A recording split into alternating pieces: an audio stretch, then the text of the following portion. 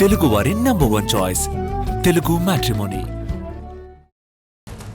విశాఖ రాజకీయాల్లో కీలక పరిణామం చోటు చేసుకుంది. పార్టీ ఫిరాయింపు కార్పొరేటర్లకు కలెక్టర్ షాక్ ఇచ్చారు. జీవీఎంసీ మేయర్ ఎన్నికల్లో టీడీపీకి ఓటు వేసిన 27 మంది వైసీపీ కార్పొరేటర్లకు నోటీసులు జారీ చేశారు. వారంలోగా సమాధానం ఇవ్వాలని కలెక్టర్ ఆదేశాలిచ్చారు.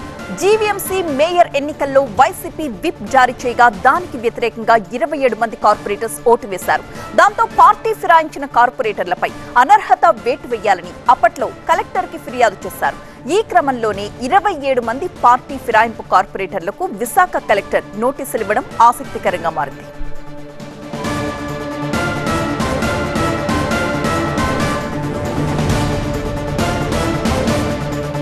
విశాఖ రాజకీయాల్లో ఇదొక కీలక పరిణామంగా చూడొచ్చు. పార్టీ ఫిరాయింపు కార్పొరేటర్స్ కు కలెక్టర్ షాక్ ఇచ్చారు. జీవీఎంసీ మేయర్ ఎన్నికల్లో టీడీపీకి ఓటు వేసిన 27 మంది వైసీపీ కార్పొరేటర్లకు నోటీసులు జారీ చేయడం జరిగింది. దీనికి సంబంధించి పార్టీ రియాక్షన్ ఏ విధంగా ఉంది? మా ప్రతినిధి ఖాజా లైవ్ లో అందించడానికి సిద్ధంగా ఉన్నారు. ఖాజా,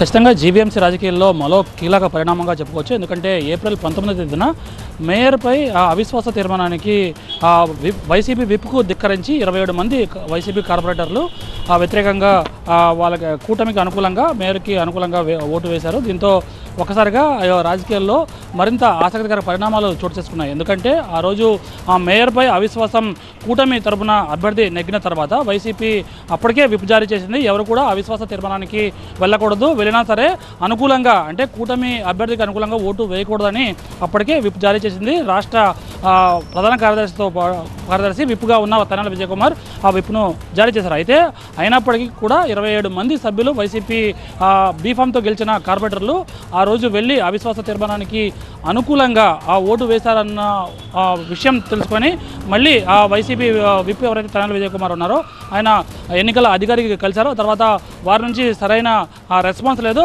దీంతోపాటు ఎవరెవరైతే సభ్యులు పాల్గొన్నారో ఎవరెవరు ఓటు వేశారు, వైసీపీ నుంచి గెలిచిన ఎవరెవరు సభ్యులు అనుకూలంగా ఓటు వేశారనే వివరణ కూడా వైసీపీ నుంచి విప్ ఎన్నికల అధికారికి కోరారు. అయితే ఆడి నుంచి కూడా ఎటువంటి స్పందన రాకపోవడంతో చివరకు న్యాయస్థానాన్ని ఆశ్రయించారు. దీంతో ఒక్కసారిగా ఎన్నికల అధికారి స్పందించి జిల్లా కలెక్టర్ నేతృత్వంలో 27 మంది ఎవరైతే వైసీపీ బీఫామ్ నుంచి గెలిచి ఆ రోజు అవిశ్వాస తీర్మానానికి ఆ కూటమి అభ్యర్థికి అనుకూలంగా ఓటు వేశారో వారందరికీ 27 మంది సభ్యులకు కూడా ఆ షోకాజ్ నోటీసులు జారీ చేశారు. వారం రోజుల్లోగా రిప్లై ఇవ్వాలన్నారు. అయితే వారు ఇచ్చిన రిప్లై సంతృప్తిగా లేకపోతే వారిపై అనర్హత వేటు కూడా పడే అవకాశం ఉందని న్యాయ నిపుణుల ద్వారా తెలుస్తుంది. మొత్తం మీద ఇదొక జీవీఎంసీ రాజకీయాల్లో మరో కీలక పరిణామంగా అభివర్ణిస్తున్నారు. ఎందుకంటే వైసీపీ బీఫామ్పై గెలిచారు 27 మంది, కూటమి అభ్యర్థికి అనుకూలంగా ఓటు వేశారు. కూటమి తరపున అభ్యర్థి ఒకరు మేయర్కి పదవిని ఆయన చార్జ్ తీసుకున్నారు. అయితే ఈ నేపథ్యంలోనే ఈ పరిణామాలపై ఆసక్తికర విషయాలు ఇంకా తెలాల్సి ఉంది.